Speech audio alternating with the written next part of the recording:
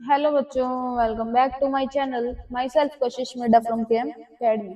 तो सबको जान के खुशी होगी कि 11th की बायोलॉजी हमारी अच्छे से कवर हो चुकी है। 12th की बायोलॉजी की भी हमने 2 यूनिट कवर कर लिए, that is unit 6 and unit 7। ठीक है, अच्छे से ईच एंड एवरी चैप्टर के ईच एंड एवरी डायग्राम हम कवर कर चुके हैं। देन आ गई है हमारे पास यूनिट 8। ठीक है, जिसके अंदर दो चैप्टर हैं, one is human health and disease and other is microbes in human welfare. तो इसको शुरू करते हैं।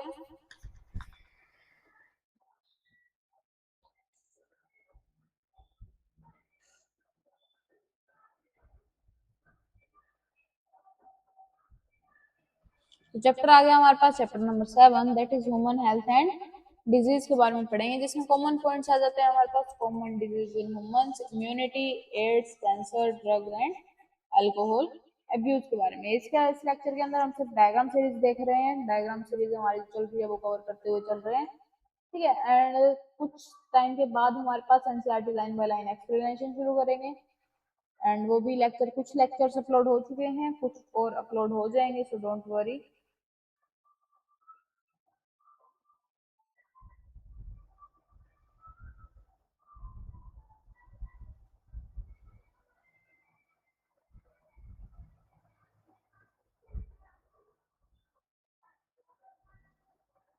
तो फर्स्ट जो इमेज आ जाती है हमारे पास, that is stages in the life cycle of plasmodium. Plasmodium की लाइफ साइकिल के अंदर कौन कौन सी स्टेजेस हमको देखने को मिलते हैं।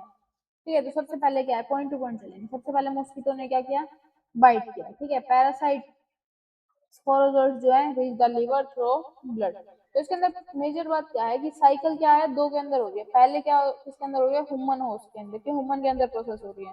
फिर किसके अंदर होंगी, मॉस्किटो के अंदर होंगी। अब इसने क्या किया, मॉस्किटो ने बाइट किया, बाइट करने में पैरासाइट चले गए, स्पोरोजोइट चले गए लीवर के अंदर। लीवर के अंदर जाने के बाद इसने क्या किया, सेल के अंदर अटैक किया, लीवर सेल्स के अंदर एसेक्सुअली अपने आप को रिप्रोड्यूस करता गया और सेल को बर्स्ट करके बाहर निकल गया। ठीक है, बाहर निकलने के बाद इसने क्या किया, फर्दर अपने आप को मल्टीप्लाई किया, सेल्स के अंदर रेप्लिकेट किया। इसके बाद इसने किस पे अटैक किया, आरबीसी पे अटैक किया। ठीक है, आरबीसी पे अटैक करने के बाद अपने आप को मल्टीप्लाई करने के बाद ये क्या करता है, सेक्सुअल स्टेजेस के अंदर आ जाता है, डेवलप करता है इन रेड ब्लड सेल्स के अंदर। डेवलप किया, फीमेल मेल के अंदर डिफरेंशिएट हो गया। इसके बाद क्या बन गया, इसके गेमेटोसाइट्स बन गए। गेमेटोसाइट्स आए। ठीक है, इसने क्या किया, जो प्रोसेस हो रही थी, मतलब कि एक मॉस्किटो दोबारा आया, उसने क्या किया, दोबारा जो पर्सन के अंदर गेमेटोसाइट्स बने थे उसको दोबारा से उसने बाइट कर लिया।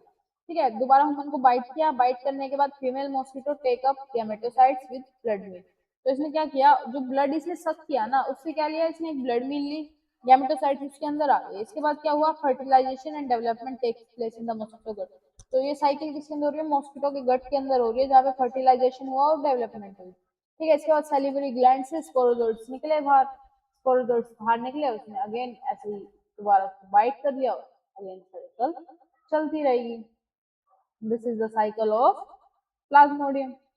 इसके बाद नेक्स्ट जो आ जाती है, diagram showing inflammation is one of the lower limb due to elephantiasis, जो कि एक डिजीज है, दैट्स कॉल्ड एलिफेंटियासिस, जिसको हम एस्केरियासिस भी बोल देते हैं।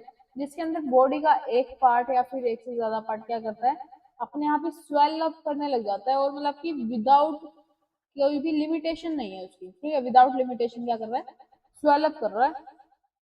That's the disease called elephantiasis.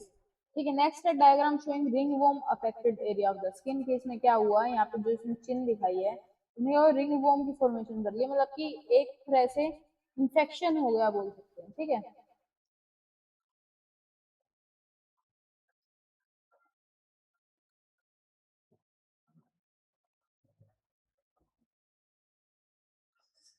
इसके बाद हम बात करें structure of N antibody molecule, कि एंटीबॉडी मॉलिक्यूल जो है उसका स्ट्रक्चर कैसा है। एंटीजन बाइंडिंग साइट इधर प्रेजेंट है, देन लाइट चेन है, हैवी चेन नीचे की तरफ जो चेन प्रेजेंट है, दैट्स कॉल्ड हैवी चेन। ऊपर की तरफ क्या है, लाइट चेन है, एंटीजन बाइंडिंग साइट्स प्रेजेंट है दोनों साइड में, और सेम क्या है, चेन्स प्रेजेंट है। ये भी एंटीबॉडी का मॉलिक्यूल का जो स्ट्रक्चर होता है वो ऐसा कुछ होता है।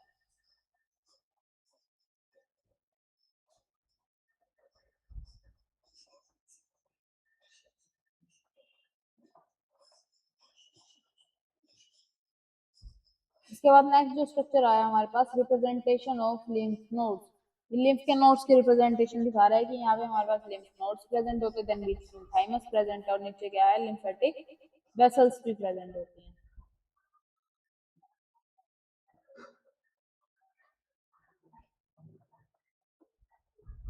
नेक्स्ट आया हमारे पास रेप्लिकेशन ऑफ रेट्रोवायरस। कि रेट्रोवायरस का जो रेप्लिकेशन है वो कैसे हो रहा है। रेट्रोवायरस है वायरल प्रोटीन कोड उस पे प्रेजेंट होता है, वायरल आरएनए कोड होता है।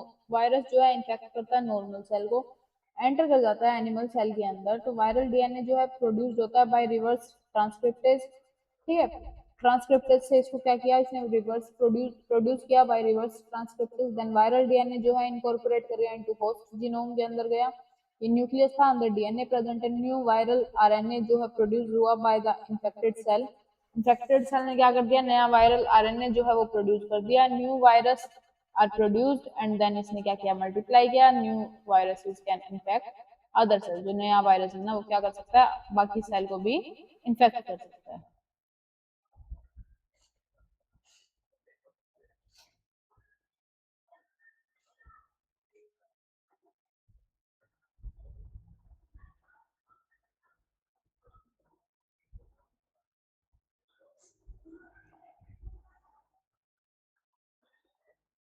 इसके बाद है chemical structure of morphine. Morphine का केमिकल स्ट्रक्चर कुछ ऐसा होता है, और ओपियम पॉपी का ऐसे कुछ स्ट्रक्चर प्लांट होता है।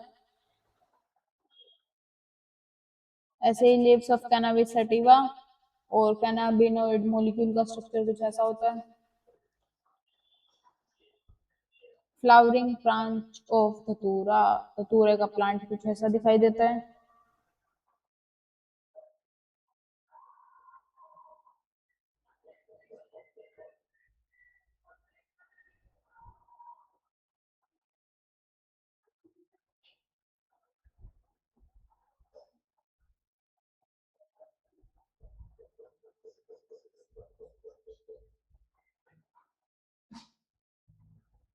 तो इसमें इतना ही। Please like comment share and subscribe.